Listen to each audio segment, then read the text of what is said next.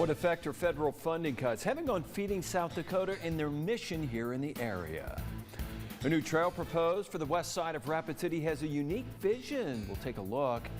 And crime victims are often forgotten, but this is a week dedicated to make sure that doesn't happen. Your news starts now. From Skyline Drive, this is KOTA Territory News at 5:30.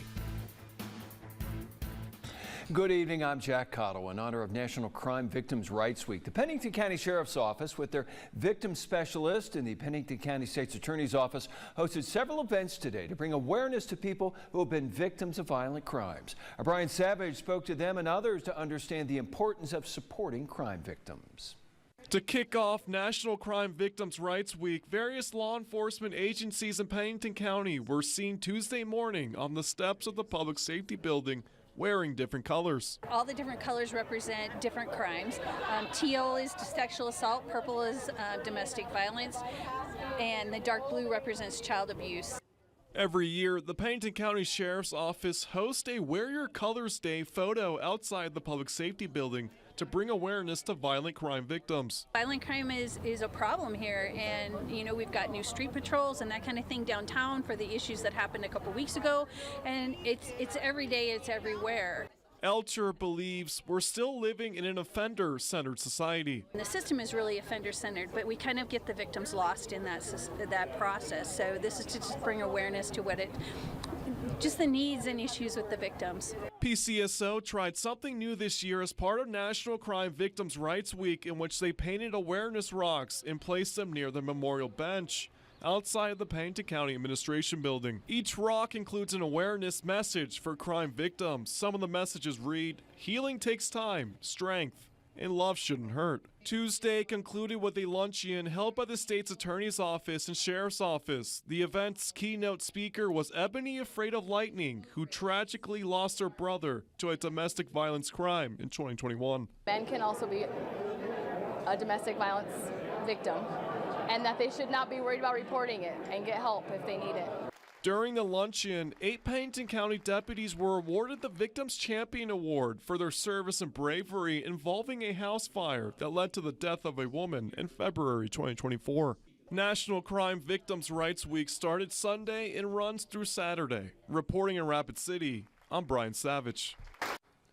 Rapid City area schools sent a message to East Middle School parents this afternoon. The message said a student showed an airsoft gun on campus after school. It said all weapons, real or fake, are prohibited. It said disciplinary action will be taken if a student is found in possession of a weapon on school grounds. Chief Meteorologist David Stradling is tracking thunderstorms on First Alert Doppler radar.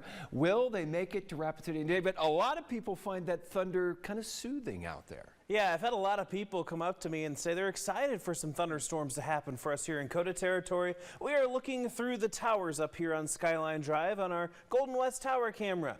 This is the view basically to the north-northwest towards the Spearfish and Sturgis area. Some darker clouds are showing up, and you will notice First Alert Doppler radar is showing a cluster of showers and thunderstorms moving southeast. As we continue to take a look here, we're watching these move at about 30 miles per hour, 30-35, so in about 10 to 15 minutes it'll be in Spearfish. We're looking at about another 45 minutes or so towards the Deadwood and Sturgis area. I can redraw this line and see what we got for an update here real quick. You got this little cell up here with about half-inch hail and about 40 to maybe 50 mile per hour wind gusts. So we're looking at about 45 minutes towards Sturgis, 30 to 35 minutes towards the Deadwood area, and we'll keep an eye on those. There are more storms off towards the southwest of that line that could make their way towards the Rapid City area, so we may be able to hear our first rumbles of thunder this season. We'll talk more about that coming up.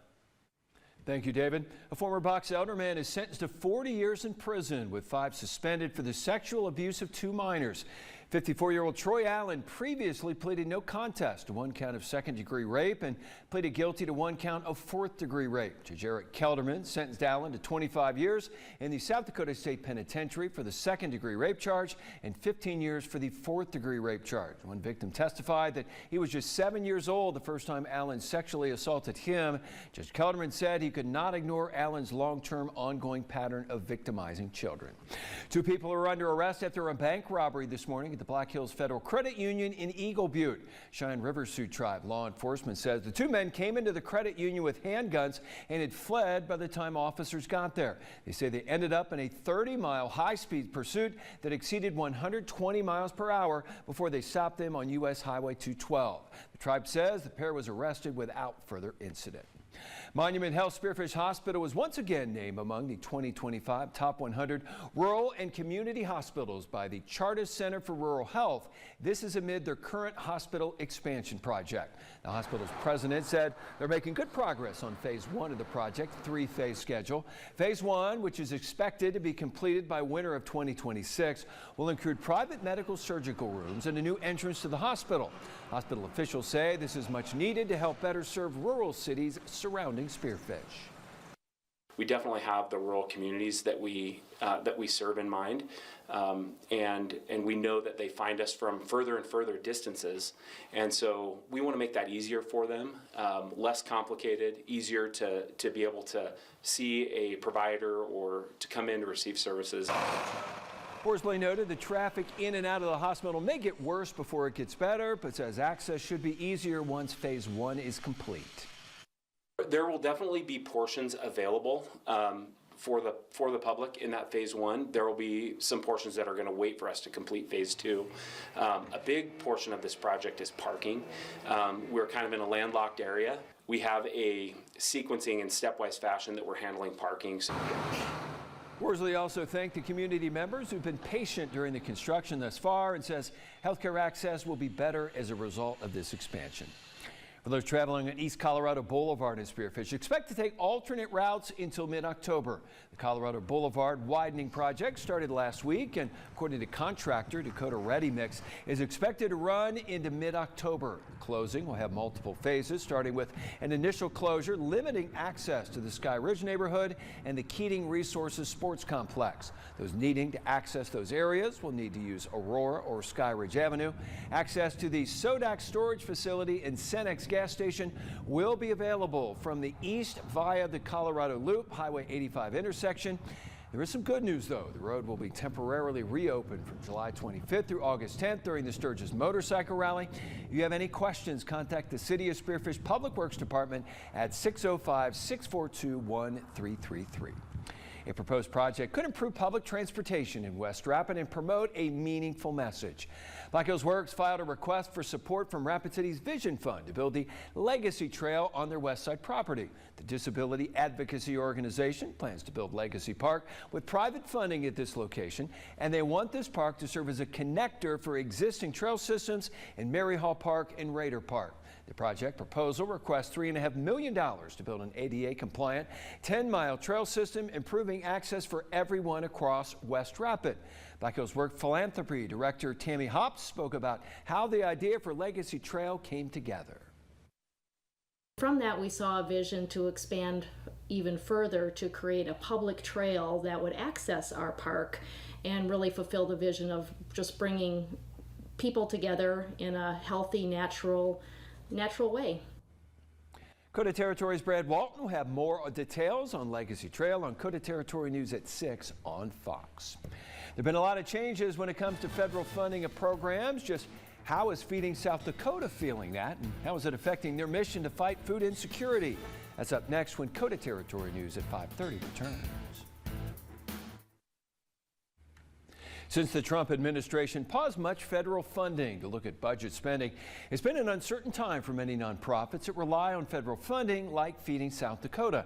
The organization has been keeping an eye on federal funding changes since January, but now various programs are cut that will significantly reduce their supply. Arzada Jones has more. According to Feeding South Dakota, hunger exists in every county in South Dakota, ranging from 7.6% in Hanson County up to 28.8% in Oglala Lakota County. While there isn't a one-time solution, programs like Feeding South Dakota work to combat it. But they continue to lose federal support due to cuts made by President Donald Trump's administration and its Office of Government Efficiency. Over the last 2 years, we've just seen a continuous increase in people needing food assistance. So as our lawmakers are looking, overall at these programs, it's not just about cutting services to people who currently need food assistance. It's about impact to people who are on some of these programs and relying on them to feed their kids. And it's about changing revenue for South Dakota. It's impacting our economy. Last month, the U.S. Department of Agriculture announced that funding for the local food purchase assistance program, which equated to about 1% of Feeding South Dakota's inventory, is ending mid-June. So it wasn't a really big impact for us as an organization. It was really more of an impact for the producers that we had been purchasing from, as well as our community partners who were receiving some of those food items and had really come to rely on them for fighting hunger right in their communities. About 30% that Feeding South Dakota receives annually is through USDA programs, like the Emergency Food Assistance Program, which is federally funded in 3 ways. And we just received notice last week that one of those 3 ways has been permanently canceled. So nationally, that's about $500 million of food purchasing that will not happen. That comes to about 13% of Feeding South Dakota's overall inventory. So that, coupled with the 1% from LFPA, puts us at currently a 14% impact. Andernaut says the best way to support Feeding South Dakota right now is to donate and reach out to our national delegation and let them know the importance of these programs. We're seeing rise in use of program services. We're seeing a decline in donated food and dollar donations. If you know somebody who is using food assistance, or if you have in the past, sharing those stories and being able to give those examples to our national delegation is really helpful so that they understand the importance of how that federal money is needed and used in South Dakota. Reporting in Rapid City, I'm Zeta Jones. Chief Meteorologist David Stradling is tracking a few windy days ahead. The details are in your accurate First Alert forecast next. Now, the First Alert forecast with Chief Meteorologist David Stradling.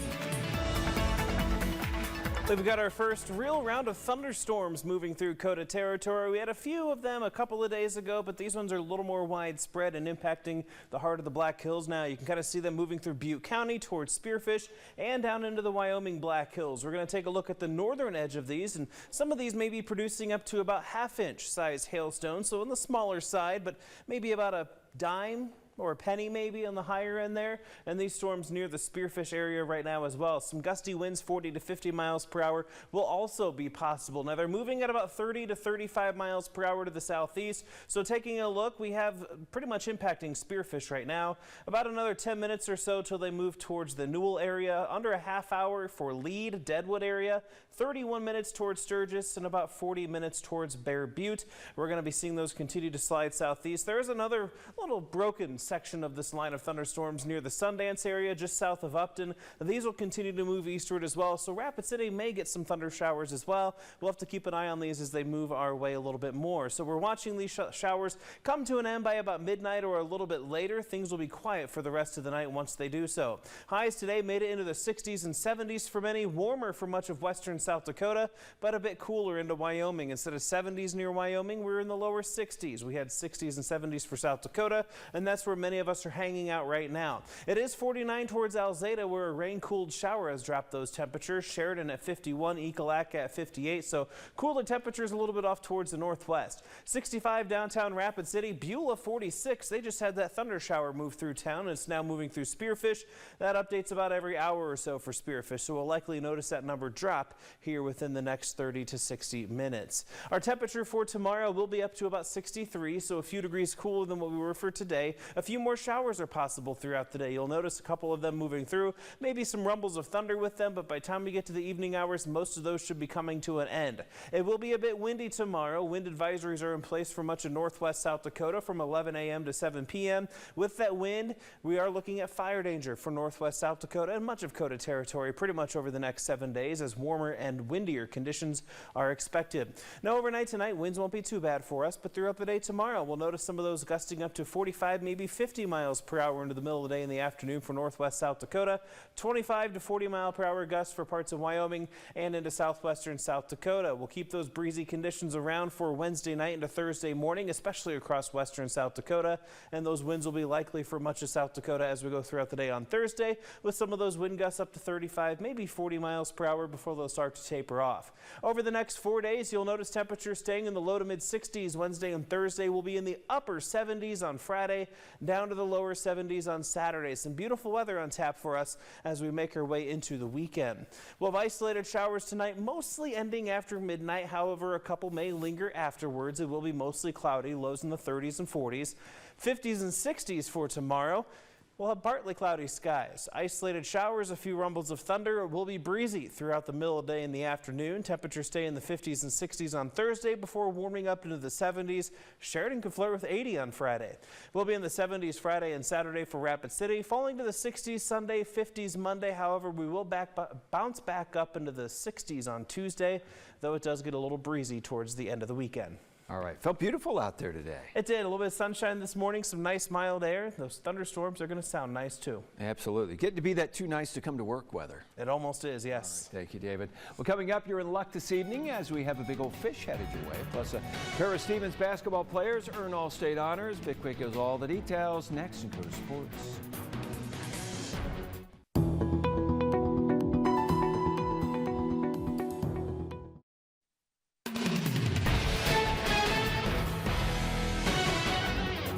Happy dinner time, everybody. For the fourth time this season, Black Hills State's Lacey Pesky is the RMAC Pitcher of the Week. Pesky pitched in 3 games against Colorado Christian, racking up a 2-1 record. Pesky tossed a complete game and struck out 30 in 18 innings of work, allowing just 3 runs. Stevens boys basketball player Daylor Segrist has been named Honorable Mention All-State. Segrist averaged 14 points and 6 rebounds a game, helping the Raiders rack up 7 wins this season. On the girls' side of things, Talia Porter earned first-team All-State honors. Porter averaged 22 points and 7 rebounds a game, leading Stevens to a 4th-place finish at the state tournament. Now, Porter also broke Becky Hammond's all-time school scoring record, and head coach Adam Dannenbrink is proud of what Porter and her teammates accomplished this season. The work ethic that they put in has made them special. They put a lot of time into basketball. They put a lot of effort into basketball. They trust each other. They move the basketball, and they've listened to us as a coaching staff. They've taken coaching and they've used it to improve themselves. When I got into coaching, all I've ever wanted was a team or a group of individuals that really work hard, and this group absolutely does that. They put time in the summer, they put time in, the preseason, they put time in obviously during the season. So they work hard, they're coachable. It's a great group of kids. Now, there's nothing like a good rivalry matchup to get the season going, and that's what happens tonight as the Spearfish softball team hosts Sturgis for the season opener. First pitch is coming up in just a few minutes at 6 o'clock over at the Keating Resources Sportsplex. For the first time this season, Spearfish is fielding a high school baseball team. Now, the Spartans are on the road tonight to take on their friends from Sturgis. Spearfish has gotten out to a strong 2-0 start this season. First pitch is slated for 7:30 out at Strong Field. We have some big news from the NBA to tell you about this evening as the Nuggets have fired head coach Michael Malone. The team also announced it won't extend the contract of general manager Calvin Booth. Now, it's a bit of a puzzling decision as the playoffs start next week, and the Nuggets are currently 4th in the Western Conference with a 47-32 record. Well, let's jump on in for another edition of Big Old Fish. And this evening, 4-year-old Summit Johnson is our featured angler. If we can get, there we go. Summit recently reeled in this 20-inch carp out of Ormond Dam. Congratulations to you, Summit, and best of luck in the rest of your fishing endeavors. You too can be featured on a Big Old Fish. Just send us your picture by using the Submit Photos link at KOTATV.com. Make sure and give us the name of the person who caught the fish, what kind of fish it is, how big it is, and where it was caught. Get those pictures in, and we will get you on Big Old Fish. Nice looking fish right there. Big day today for high school track and field out in Box Elder. I was out there this afternoon taking in the action, and I'll have highlights for you coming up tonight at 9 and 10 o'clock. That's a look at sports. We'll be right back.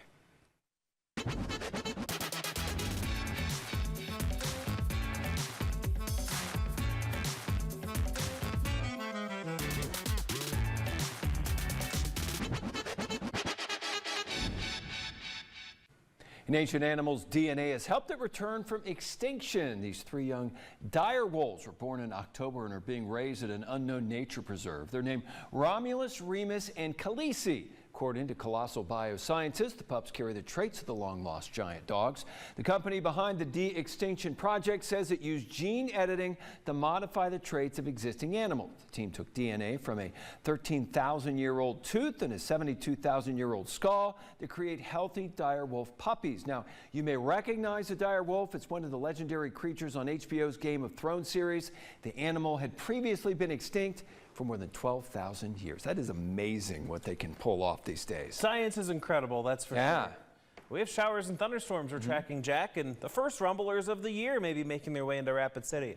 We have our main cluster through Butte County and into the northern Black Hills. Spearfish got some wind, hail, and plenty of lightning that's moving right into Lead Deadwood as we speak. That little cluster is going to be moving down towards the interstate, closer towards Piedmont, into Black Hawk, and possibly Rapid City. So we'll be tracking these storms through the evening. It is that time of year. Yes, it is. All right, that'll do it for us. Thanks for watching. Hope to see you tonight at 10. Thanks for watching KOTA Territory News, your local news and weather authority.